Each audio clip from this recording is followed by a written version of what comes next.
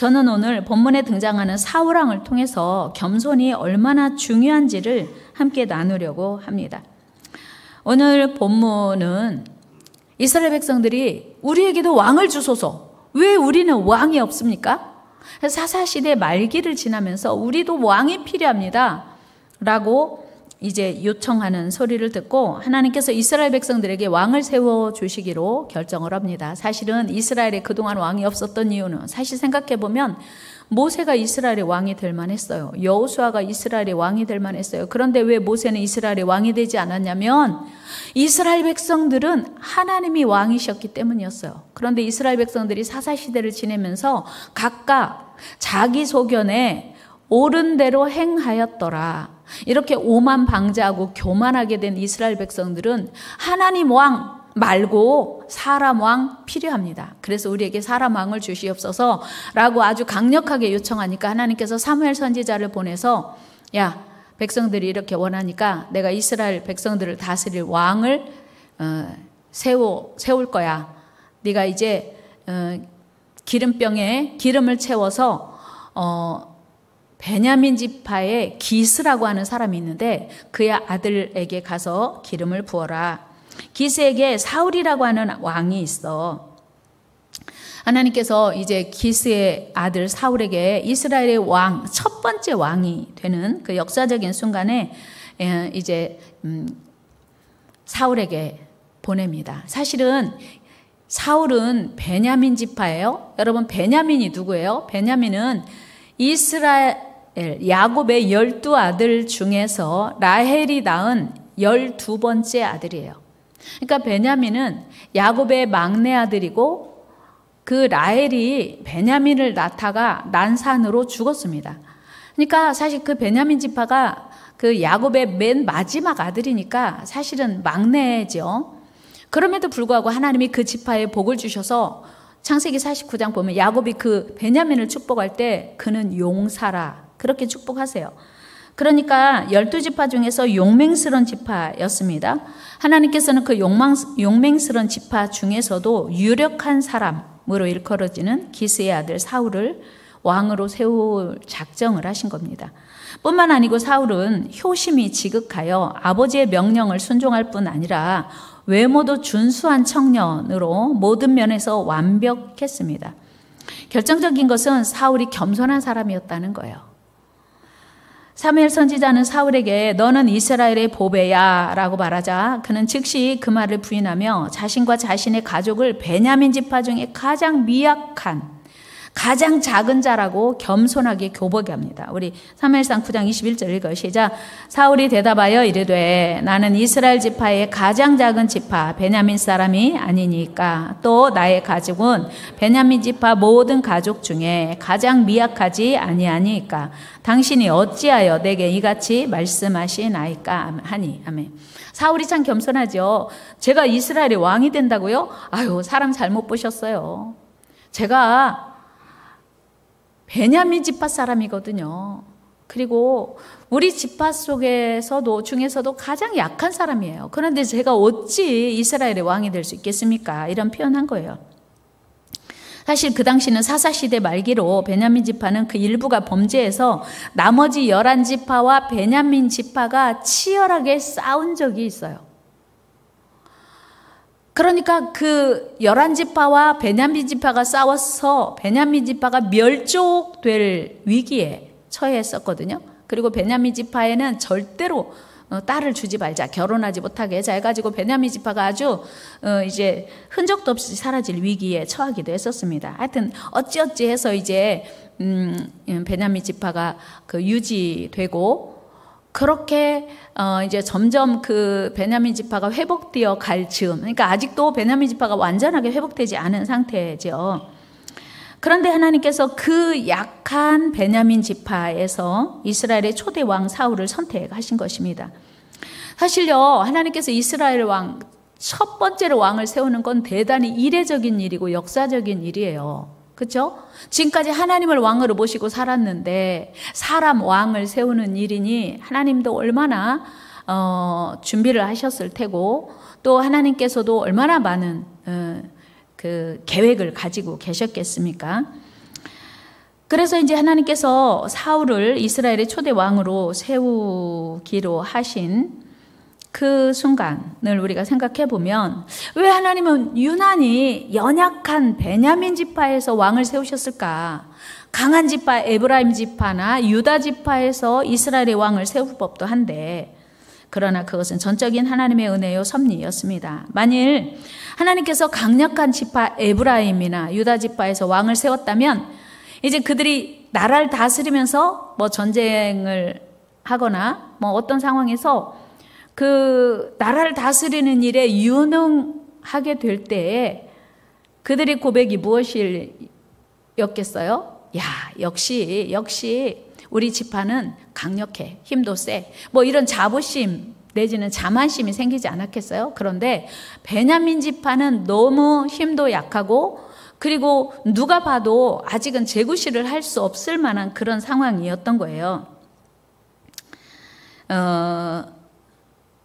사실은요, 누가 힘이 세냐, 누가 힘이 약하냐 보다 더 중요한 건 누가 하나님을 더 의지하고 누가 하나님을 더 사랑하냐, 이것이거든요. 그런데 사울은 하나님께서 자신을 이스라엘의 왕으로 세우려 하신다는 사실을 사무엘 선지자에게 듣고 적극적으로 사양해요. 고사해요. 아이고, 저는 자격 없습니다. 만약에 여러분을 이스라엘의 왕으로 세운다고 하면 여러분 어떤 반응 하시겠어요? 이스라엘 왕은 너무 황송해서 그 정도는 아니고 뭐 전라북도의 뭐 도지사 뭐 이런 거 여러분 갑자기 아무 생각도 없는데 준비도 없는데 한다고 해봐요. 그러면 여러분 그렇지, 내가 자격 있지 할 것 같아요? 아니면 저는 못합니다 할 것 같아요? 어쨌든 사울은 저는 아닙니다. 저는 부족합니다. 저는 왕이 될 수 없는 자입니다. 이렇게 아주 강조합니다. 참으로 겸손한 자세죠. 그런데 하나님은 그런 사울을 통해서 이스라엘을 세우시려고 했던 거예요. 하나님은요, 가난한 자를 통해서 부하게 하시고 약한 자를 통해서 강하게 하시거든요. 그런데 이렇게 자격 없다고 생각하는 사울을 이스라엘의 왕으로 세우시고 그에게 새 마음을 주시고 하나님의 영을 부어주세요. 사무엘상 10장 9절 10절 말씀 한번 같이 읽어봐요. 시작. 그가 사무엘에게서 떠나려고 몸을 돌이킬 때에 하나님이 새 마음을 주셨고 그날 그 징조도 다 응하니라. 그들이 산에 이를 때에 선지자의 무리가 그를 영접하고 하나님의 영이 그가 그들 중에서 예언을 하니. 아멘. 그러니까 하나님께서 사울을 세울 때 새 마음, 왕이 될 수 있는 담대한 마음을 주셨고 하나님의 영을 부어주셨어요. 다 같이 해요. 하나님의 사람은, 하나님이 세우신 사람은 하나님이 책임지신다. 그렇습니다. 사울이 자격 없다고 저는 못해요 막 이러니까 새 마음을 주시고 새 영을 부어주셨어요. 그래서 충분히 감당할 수 있는 이제 그 연약한 자신 없는 사울을 왕으로 세워 주십니다. 하나님은요, 지혜가 없는 자라도 지혜 있게 하시며 능력이 없는 자라도 능력 있게 하시는 위대하신 하나님이신 줄로 믿습니다. 우리가 하나님을 사랑하는 이유예요. 그렇게 사울은 이스라엘의 초대 왕이 되었습니다. 사무엘은 이스라엘의 왕이 된 사울에게 마지막 당부를 합니다. 야, 너 이제 왕이 된 건 기정사실인데 기억해야 돼. 만약에 너희가 하나님을 멀리하고 하나님을 외면하면 하나님이 너희를 치실 거야. 왕으로 세웠다고 그게 끝이 아니야. 왕으로 세웠다고 이게 다가 아니다. 정신 차려. 이렇게 말한 거예요. 한번 말씀 읽어봅시다. 사무엘상 시작. 너희가 만일 여호와의 목소리를 듣지 아니하고 여호와의 명령을 거역하면 여호와의 손이 너희의 조상들을 치신 것 같이 너희를 치실 것이라. 아멘.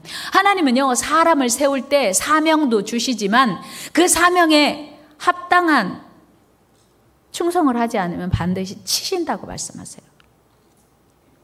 여러분, 우리도 늘 기억해야 할 것은 초심을 잊지 말아야 합니다. 하나님 앞에서 늘 겸손해야 돼요. 우리 다시 해요. 우리 초심을 잊지 맙시다. 첫사랑을 잊지 맙시다.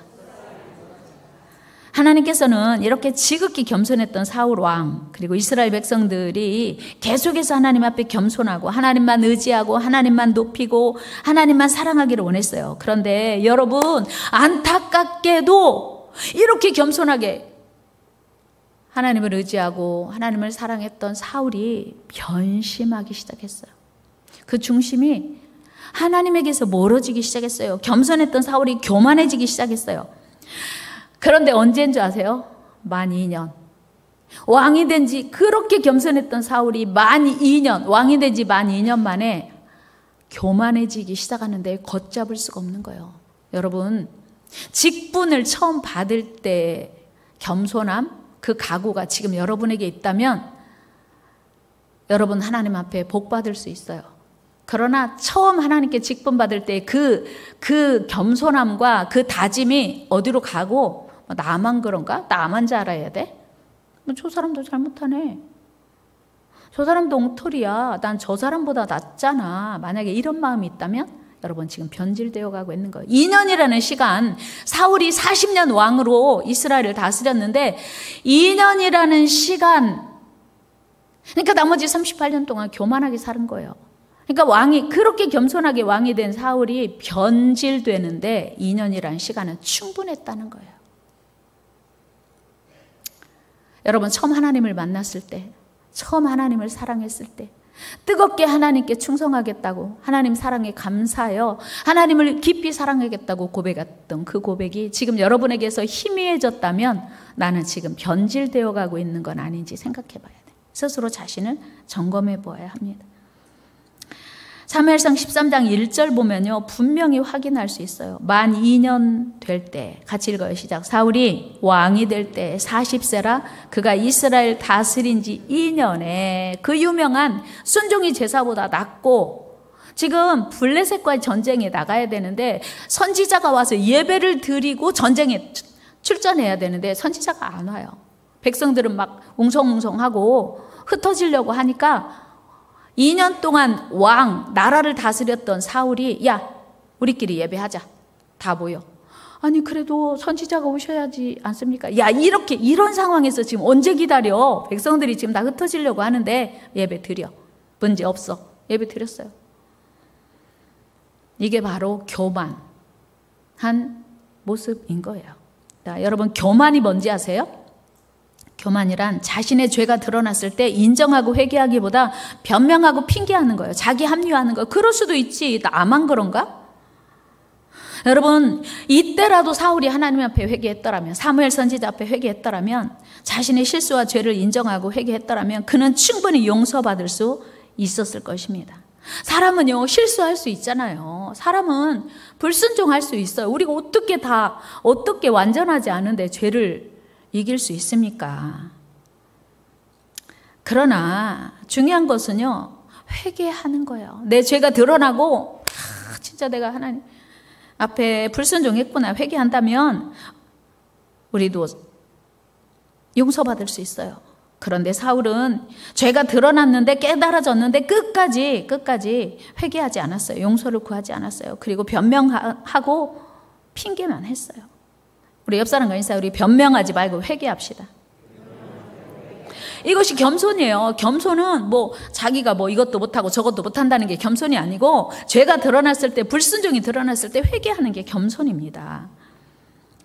여러분, 하나님께서는요, 너 이제 더 이상 안 되겠다. 그거를 그때 만 2년, 왕이 된 지 2년부터 시작한 불순종이 38년 동안 계속됐어요. 하나님이 더 이상은 안 돼. 내가 너를 버릴 거야. 새로 세울 거야. 사실은요, 사울을 왕으로 세웠다면 그 아들 요나단이 당연히 이제 왕을 이어서 이스라엘의 왕이 될 수 있어요. 하나님께서 그 가문조차 버린 거예요. 우리 13절 14절 말씀 한번 같이 읽어요. 시작.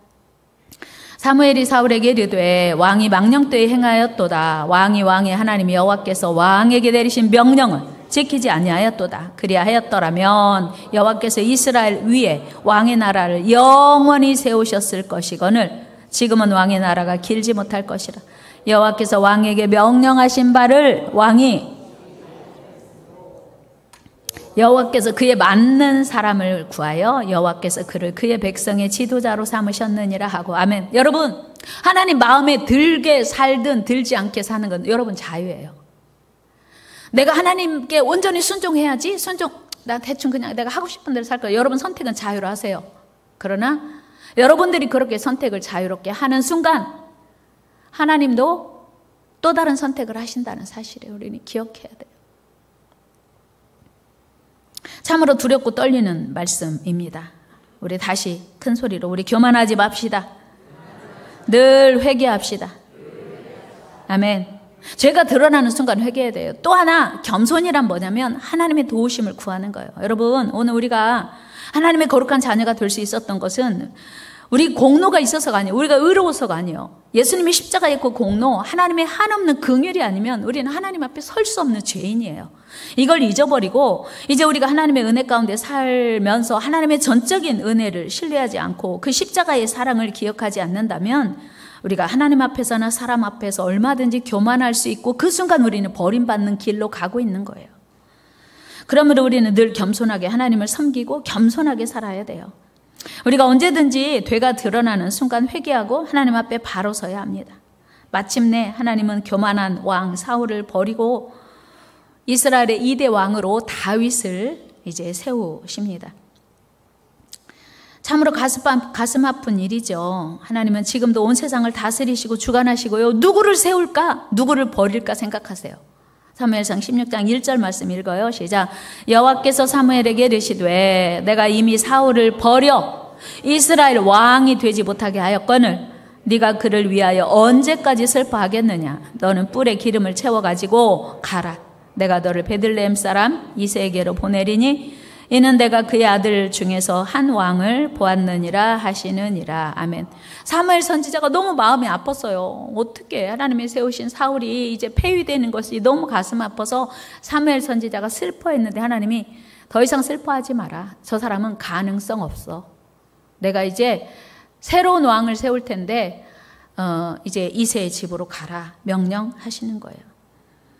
왜 하나님은 이새의 아들들 중에도 7 아들 중에 유독 다윗을 이스라엘의 왕으로 세우셨을까? 다윗은 어떤 사람이었습니까? 다윗은 처음부터 사무엘 선지자에게 기름 부음 받을 그 순간이나 왕이 된 이후에도 주님 부르심 받는 그날까지 일관되게 하나님을 사랑했고요. 다윗도 범죄했죠.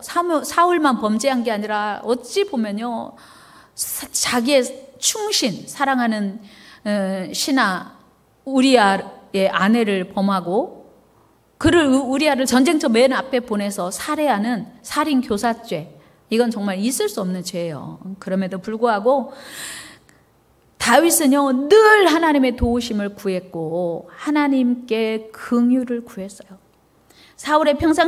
다윗의 평상시의 모습을 보면 시편 70편 1절이에요. 우리 같이 한번 읽어봅시다. 시작. 하나님이여 나를 건지소서. 여호와여 속히 나를 도우소서. 아멘.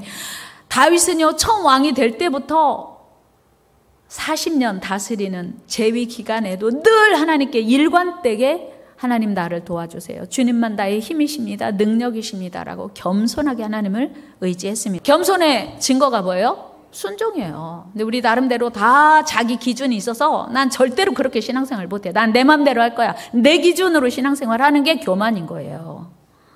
하나님은요 이런 겸손한 다윗을 늘 지키시고 보호하시고 동행해 주셨습니다. 그리고 그의 후손인 솔로몬을 이스라엘의 3대 왕으로 삼으셨습니다. 다윗의 일생을 한 문장으로 기록한 역대상 29장 28절을 전 참 좋아해요. 같이 읽어요. 그가 나이 많아 늙도록 부하고 존귀를 누리다가 죽음에 그의 아들 솔로몬이 대신하여 왕이 되니라. 아멘.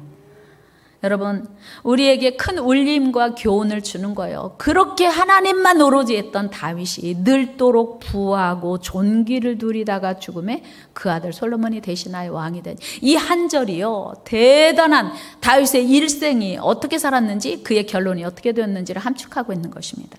여러분, 이런 은혜가 있기를 축복합니다. 여러분, 지금 우리가 가지고 있고 누리고 있는 모든 것, 그것이 건강이든 신앙이든 사회생활이든 심지어 생명까지도 하나님의 은혜요 선물임을 믿습니까?